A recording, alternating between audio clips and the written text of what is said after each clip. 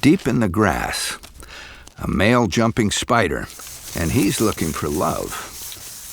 But he's not a stay-at-home, build-a-web kind of guy. Jumping spiders like to wander. As small as a grain of rice, he can use the grass as a highway.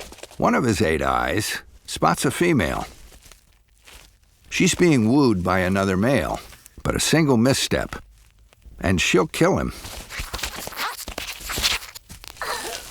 She spots her next date. Or is it victim? For the male jumping spider, flirting with a female is a dangerous game. If he fails, she'll stab him with her poison fangs and slurp out his insides. Before he gets any closer, he'll have to impress her with a dance. She's playing hard to get, but he's not going to give up. It's time to make his move. He's got to put on his best show to convince her he's a better mate than a meal. For his grand finale, he sings her a song. Spiders don't have ears, but she can feel his vibrations buzzing up through her legs.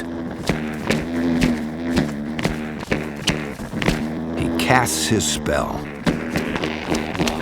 and she is mesmerized.